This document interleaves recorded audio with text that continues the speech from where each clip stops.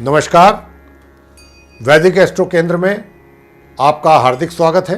और आज आपके साथ बात करने वाला हूं आपके मासिक राशिफल के विषय में, जो कि जून 2021 का है।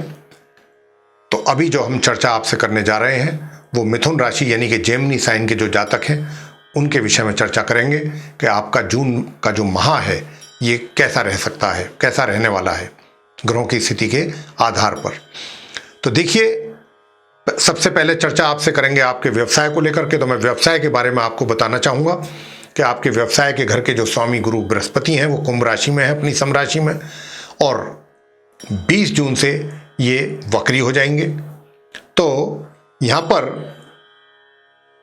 आपको मैं कहना चाहूँगा कि इन पर, क्योंकि नीच के मंगल की कुदृष्टि भी है, पड़ रही है, तो जितना आप चाहेंगे, आपकी जो इच्छाएं हैं कि मैं अपने कार्य क्षेत्र यानी व्यापार या रोजगार में कुछ इस प्रकार से कार्य करूं और कुछ आगे की प्लानिंग करेंगे आप, उनमें आपकी डिले होगा, रुकावटें आएंगी, रुकावटों का सामना करना पड़ेगा, क्योंकि मंगल की कुदृष्टि भी गुरु के ऊपर पड़ रही है। और क्योंकि गुरु 20 जून से वक्री भी हो रहे हैं, तो 20 जून से थोड़ा सा और आपके कार्यों में थोड़ा डिले, रुकावट, धीमी गति से चलेंगे काम। यानी जिस प्रकार से गति आप अपने कार्यों को देना चाहेंगे उनमें कहीं ना कहीं आपको ब्रेक लगता हुआ नजर आएगा। बाकी चीजें सामान्य रूप से चलती रहेंगी। लेकिन आपको यह भी मैं बताना चाहूंगा कि क्योंकि शनि की आपके ऊपर ढैया चल रही है, तो इस बात का भी आपको विशेष ध्यान रखना है। और शनि भी पहले से ही वक्री हालत में है और अष्टम भाव में अपनी राशि में बैठे हुए हैं वक्री हालत में, और भाग्येश भी हैं, तो उनके भी कहीं ना कहीं भाग्य में कमी बनेगी उनके कारण भी, क्योंकि शनि के ऊपर भी मंगल की कुदृष्टि पड़ी हुई है, तो आपके भाग्य में भी कमी रहेगी। तो यानी कि बात वहीं आ जाती है घूम फिर करके कि आप जो गति अपने कार्यों को देना चाहेंगे नहीं मिल पाएगी वो गति।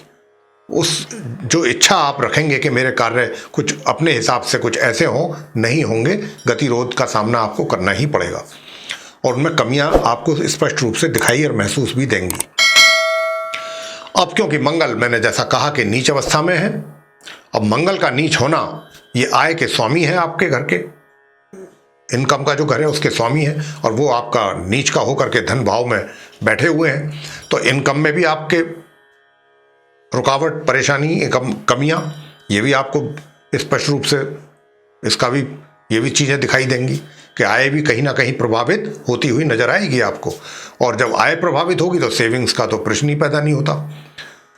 तो ये स्थिति आय की रहेगी। आर्थिक स्थिति इस प्रकार कुछ ज़्यादा अच्छी रहने वाली नहीं है इस माह, तो आप अपने धन को लेकर के थोड़ा ज़्यादा गंभीर रहिएगा, खर्चा ज़्यादा ना करें, क्योंकि उधर पितृदोष भी बना हुआ है द्वादश भाव में, जबकि खर्चा आपके ऊपर किसी ना किसी कारण बना रहेगा। तो आपकी कोशिश होनी चाहिए कि अपने खर्चे पर नियंत्रण रखें। और 15 जून को सूर्य अपना राशि परिवर्तन करके वहाँ से निकल करके लगन भाव में आएंगे।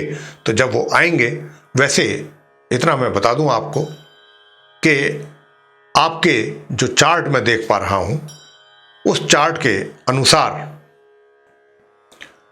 आप, मैं प्रेम संबंधों की यहां पर बात कर रहा हूं इस समय, कि चार्ट के अनुसार वैसे तो आप बहुत रोमांटिक मूड में रहेंगे पूरे माह, और विशेषकर 22 जून तक तो ज्यादा, और 22 जून के बाद क्योंकि शुक्र अपना राशि परिवर्तन करके अपने मंगल जो उनके मतलब मंगल जो उनके ना तो मित्र हैं ना शत्रु हैं, उनके साथ वो अपनी युति बनाएंगे द्वितीय भाव में। तो 22 तारीख तक आप काफ़ी रोमांटिक मूड में रहेंगे।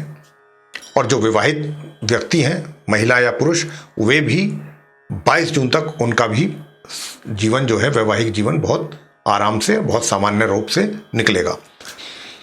लेकिन 22 के बाद थोड़ा सा वैवाहिक जीवन में कुछ कमी रहेगी, बनेगी। पारिवारिक जीवन को देखिए, मैं बता दूं कि जो परिवार के सदस्य हैं उनके साथ तलखी बराबर रहेगी पूरे माह। किसी ना किसी इशू को लेकर के मतभेद बने रहेंगे, यानी कि स्थिति ऐसी रहेगी कि आप पूरब की तरफ तो परिवार के सदस्य पश्चिम की ओर, ऐसा कुछ रहेगा। तो आपको इसमें सावधान रहना चाहिए। शिक्षा के संबंधित जो छात्र हैं उनके विषय में बताना चाहूँगा कि जो शिक्षा प्राप्त कर रहे हैं छात्र, उनकी जो शिक्षा है सामान्य रूप से चलेगी, लेकिन 22 जून के बाद थोड़ा सा उन्हें और अधिक गंभीर होना पड़ेगा अपनी शिक्षा को लेकर के, क्योंकि उनकी युति मंगल के साथ बनेगी। तो क्यों मंगल, और वो भी नीच की अवस्था में है, उनका प्रभाव शुक्र के ऊपर आएगा। तो कहीं ना कहीं आपकी शिक्षा के ऊपर भी प्रभाव पड़ता हुआ, या शिक्षा से संबंधित परिणामों के ऊपर प्रभाव पड़ता हुआ स्पष्ट रूप से नजर आएगा। इसी प्रकार संतान की बात करें तो संतान की को जो कार्य हैं, संतान जहाँ पर, चाहे आप पढ़ाई लिखाई कर रहे हैं, चाहे आप कोई रोजगार में हैं, कोई अपना कार्य कर रहे हैं, तो आपका भी कार्य 22 जून तक सामान्य ही रूप से चलेगा। 22 के बाद थोड़ा ऊपर नीचे रहेगा, फ्लक्चुएट करेगा। माता पिता को बहुत ज़्यादा आशा नहीं रखनी चाहिए अपनी संतान से इस माह। अब बात करते हैं स्वास्थ्य की। देखिए, स्वास्थ्य के विषय में मैं कहना चाहूँगा कि स्वास्थ्य को लेकर के स्वास्थ्य बहुत अधिक मुझे प्रभावित होता हुआ दिखाई दे रहा है स्पष्ट रूप से, क्योंकि स्वास्थ्य के जो स्वामी हैं वही नीच अवस्था में है। तो कहीं ना कहीं आपका स्वास्थ्य जो है प्रभावित रहेगा। आपको स्वास्थ्य को लेकर के बहुत ही सावधान और सचेत रहने की आवश्यकता है। अब उपाय क्या करें? उपाय करें, मंगलवार के दिन हनुमान जी के मंदिर में जाकर के हनुमान जी की प्रतिमा पर सिंदूर का चोला चढ़ाएं, प्रसाद चढ़ाएं, और वहां पर सरसों के तेल का दीपक जला करके उनकी वंदना करें, पूजा करें। हनुमान स्तोत्र का पाठ आप कर सकते हैं, और मंगल के मंत्रों का जाप करें। अगर आप चाहते हैं कि स्वास्थ्य थोड़ा नॉर्मल रहे, ओम अंग अंगारकाय नमः कम से कम इसकी एक माला प्रतिदिन करें पूरे माह। और शनिवार के दिन संध्या समय पीपल के वृक्ष के नीचे जाकर के सरसों के तेल का दीपक जलाइए। ये आप उपाय करें। और सूर्य के लिए प्रतिदिन प्रातःकाल स्नान के पश्चात जल अर्पित करें। तो ये था आप मिथुन राशि के जातकों का राशिफल माह जून का। बहुत संभल करके रहने की आवश्यकता है, विशेषकर अपने स्वास्थ्य को लेकर के। और उपाय जो हमने बताए वो करेंगे तो काफी आपको उसका लाभ भी प्राप्त होगा। तो इसी के साथ हम आपसे यही कहना चाहेंगे, ये था मिथुन राशि के जातकों का राशिफल। आपको पसंद आया तो इसको लाइक करें, शेयर करें, चैनल को भी सब्सक्राइब करना ना भूलें। साथ ही जो बेल आइकन है उसको अवश्य दबाएं, ताकि आने वाले दिनों में जो भी हमारे नए कार्यक्रमों के वीडियोस हैं वो आप तक आसानी से पहुंच सकें और आप उनका भी समय अनुसार लाभ प्राप्त कर सकें। इसी के साथ बहुत बहुत धन्यवाद।